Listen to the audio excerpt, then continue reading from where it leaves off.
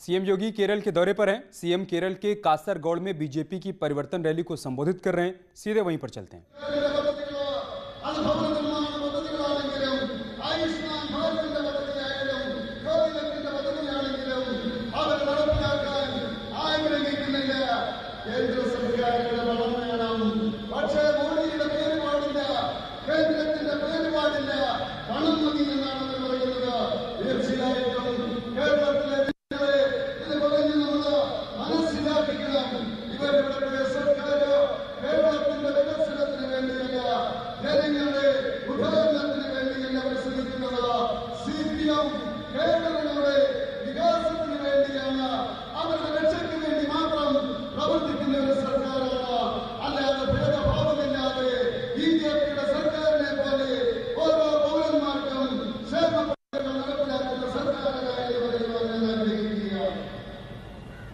भाइयों बहनों, शुरुआत अच्छी होती है तो अंत भी बहुत अच्छा होता है।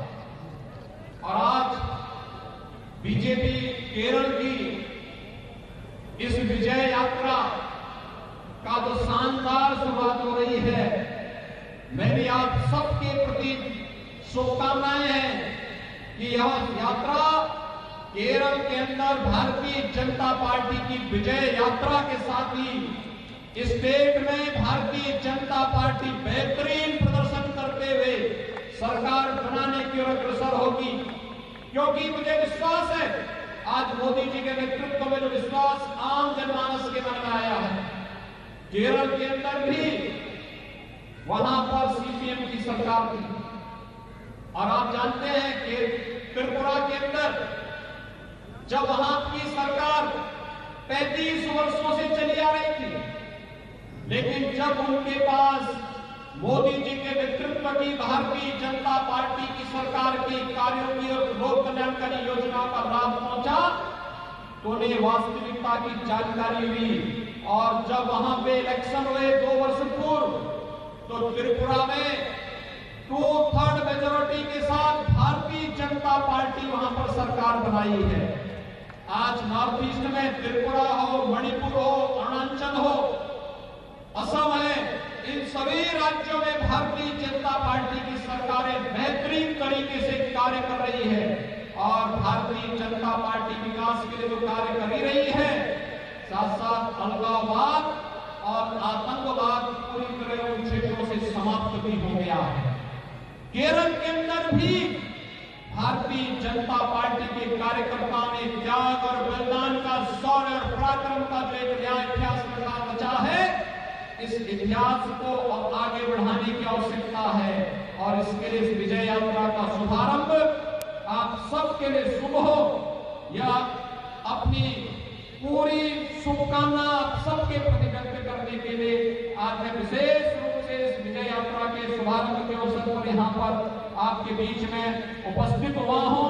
आप सबके लिए और पूरी यात्रा के लिए, विधानसभा चुनाव के लिए मेरी शुभकामनाएं, उत्तर प्रदेश की शुभकामनाएं और देश की शुभकामनाएं आप सबके प्रति है। इस विश्वास के साथ मैं अपनी वाणी को यहीं पर विराम देता हूं। धन्यवाद।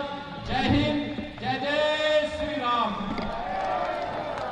सहोदरी सहोदरन्मारे, तो मुख्यमंत्री योगी आदित्यनाथ परिवर्तन यात्रा को संबोधित कर रहे थे। उन्होंने सीधे शब्दों में कहा कि केरल में बीजेपी की सरकार बनेगी और बीजेपी ही केरल का विकास करेगी। उनके भाषण में और क्या कुछ बड़ी बातें रही, वो भी हम आपको बताते हैं। केरल की धरती को उन्होंने प्रणाम किया। सबसे पहले देश की अखंडता में केरल का अहम योगदान रहा है, इस बात का जिक्र किया।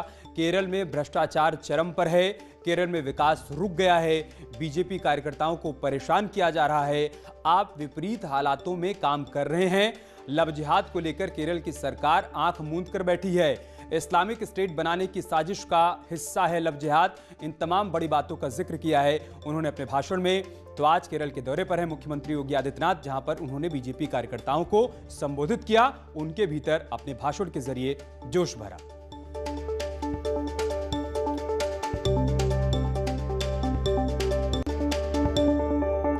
और चलिए अब देखते हैं खबर 1 मिनट, यानी 1 मिनट में खबरों का पूरा विश्लेषण। प्रधानमंत्री नरेंद्र मोदी ने रविवार को दिल्ली के एनडीएमसी कन्वेंशन सेंटर में बीजेपी के राष्ट्रीय पदाधिकारियों की बैठक में हिस्सा लिया और बीजेपी पदाधिकारियों को जीत के मंत्र भी दिए। बैठक में 5 राज्यों के विधानसभा चुनाव की रणनीति पर मंथन किया गया। कृषि कानूनों पर बोलते हुए पीएम मोदी ने कहा कि ये कानून किसानों के फायदे के लिए लाए गए हैं। उन्होंने बीजेपी नेताओं से कहा कि तीनों कानूनों के फायदे क्या क्या हैं, उसे जनता के बीच लेकर जाएं। इसके अलावा पश्चिम बंगाल चुनाव की तैयारियों पर बोलते हुए पीएम ने कहा कि बंगाल में चुनाव को लेकर काम ठीक चल रहा है, लेकिन अभी बहुत काम करने हैं।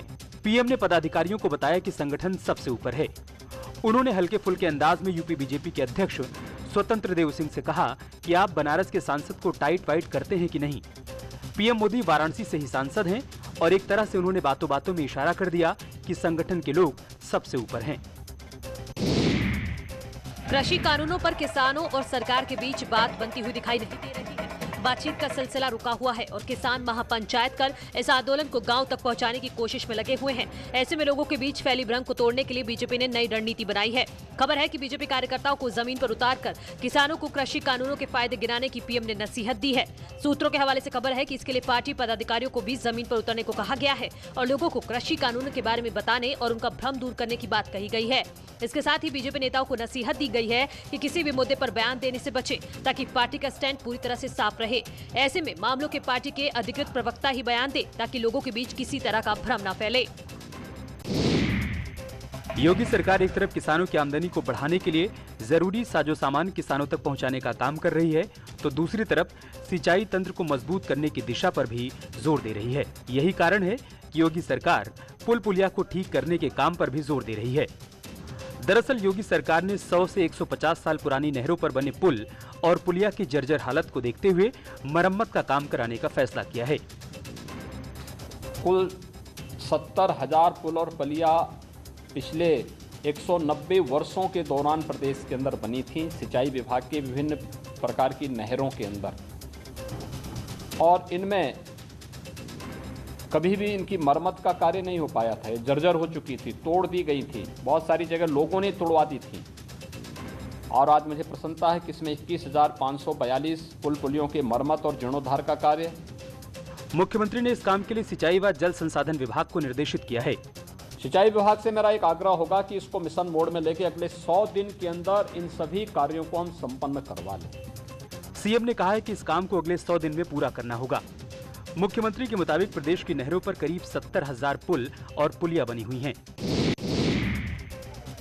कृषि कानूनों के विरोध में 28 नवंबर से यूपी गेट पर चल रहा धरना प्रदर्शन लगातार चल रहा है। अब प्रदर्शनकारियों ने यहां कोल्हू लगा दिया है। भारतीय किसान यूनियन के राष्ट्रीय प्रवक्ता राकेश टिकैत ने गन्ने से रस निकालकर कोल्हू की शुरुआत की। गाजीपुर बॉर्डर पर एक ट्रॉली गन्ना आया है जिसका रस निकालकर प्रदर्शनकारियों को पिलाया जा रहा है। वहीं प्रदर्शनकारियों की तरफ से अहमदाबाद से लाए गए चरखे पर राकेश टिकैत ने सूद भी काटा। कल्लू का क्या उद्देश्य होगा? रस पिएंगे, रस निकल रहा है, आम जनता रस पिएगी। ये 1995 में ये लाल किले पर चला था ये कल्लू। हाँ, ये टिकैत साहब ने चलवा था उस टाइम पे, और ये फिर यहाँ पर चल रहा। रस के बारे में क्या बता, रस तो होता ही इसी से गुड़ बने, चीनी बनती है, सब चीज़ रस से गन्ने से ही तो बने, और उसको पेड़ने के लिए ये है। खबर है कि अब यूपी गेट पर प्रदर्शनकारियों की संख्या काफी कम हो गई है। प्रदर्शनकारियों को कोई दिक्कत न हो, इसके लिए उनकी सुविधाओं का भी खास ख्याल रखा जा रहा है। योगी सरकार लगातार स्वास्थ्य पर फोकस कर रही है ताकि लोगों को बचाया जा सके। दरअसल योगी सरकार ने दिमागी बुखार के खिलाफ एक टीकाकरण अभियान शुरू किया है, जिसको लेकर योगी सरकार ने प्रदेश में स्वच्छता पर विशेष फोकस करने पर जोर दिया है। प्रत्येक माह की 30 तारीख को खुशहाल परिवार के रूप में आगे बढ़ाने का कार्यक्रम प्रदेश सरकार के द्वारा प्रारंभ हुआ है। एक अभियान का हिस्सा है। हर एक व्यक्ति के बारे में जागरूकता, परिवार के बारे में, स्वस्थ परिवार के बारे में, खुशहाल परिवार के बारे में प्रारंभ करने का एक प्रयास है। इस कार्यक्रम के बाद मुख्यमंत्री ने एक ट्वीट किया है जिसके जरिए टीकाकरण अभियान को लेकर जानकारी दी है। उन्होंने अपने ट्वीट में लिखा है, प्रत्येक रविवार को आयोजित होने वाला मुख्यमंत्री आरोग्य स्वास्थ्य मेला प्रदेश के असेवित एवं दूरस्थ क्षेत्रों में चिकित्सीय सुविधाओं की बेहतर पहुंच सुनिश्चित करने के लिए यूपी सरकार द्वारा प्रारंभ किया गया। इस वर्ष जनवरी माह में इससे 10 लाख से अधिक लोगों को लाभान्वित किया जा चुका है। यूपी में विधानसभा सत्र चल रहा है। इस बीच सरकार और विपक्ष के बीच जमकर टकराव देखने को मिल रहा है। योगी ने विपक्ष को विभाजनकारी बताया तो अखिलेश यादव ने पलटवार कर दिया। मुख्यमंत्री जी बोलते हैं इनके डीएनए में विभाजन है। अगर डीएनए का फुल फॉर्म बता दें मुख्यमंत्री जी तो हम जान जाएंगे हाँ आखिरकार मुख्यमंत्री हैं वो। जो डीएनए में विभाजन बता रहे हैं कम से कम बताएं कि डीएनए क्या है। इस बयान पर योगी सरकार में मंत्री मोहसिन रजा ने अखिलेश यादव को जवाब दिया है। रेपिस्ट के बारे में कोई बात आती थी तो आपके नेता कह देते थे ये बच्चों से गलती हो जाती है, छोटी छोटी गलतियां हैं ये। तो रेपिस्ट के लिए आपके ही नेता बोलते थे ये भाषा आपको पसंद है, जो कि आपको योगी जी की भाषा इसलिए नहीं पसंद आएगी क्योंकि ऐसे लोगों को वो जेल में डालने का काम करते हैं, या फिर आपको वो भाषा पसंद आएगी। बात कुछ भी हो, लेकिन योगी के बयान पर विपक्ष का सियासी हंगामा जारी है, जिसका जवाब सरकार की तरफ से भी देने की कोशिश हो रही है। चलिए एक बार फिर से रुक करते हैं खबर 1 मिनट का। अमेरिका के कोलोराडो में एक प्लेन के इंजन में आग लगने से बड़ा हादसा होने से टल गया। प्लेन के इंजन में आग लगने के तुरंत बाद विमान की इमरजेंसी लैंडिंग करवाई गई। रनवे से उड़ान भरते ही प्लेन के एक इंजन में आग लग गई, जिससे प्लेन में काफ़ी अफरा तफरी मच गई। वहीं प्लेन के पायलट ने सूझबूझ दिखाते हुए सुरक्षित इमरजेंसी लैंडिंग कराई। इस प्लेन में क्रू मेंबर समेत 241 लोग सवार थे। बोइंग 777 के दाहिने इंजन में आग लगी थी। प्लेन में सफ़र कर रहे सभी यात्री और क्रू मेंबर पूरी तरह से सुरक्षित हैं। प्लेन ने डेनवर इंटरनेशनल एयरपोर्ट से टेक ऑफ किया था और ये फ्लाइट होनोलुलु जा रही थी।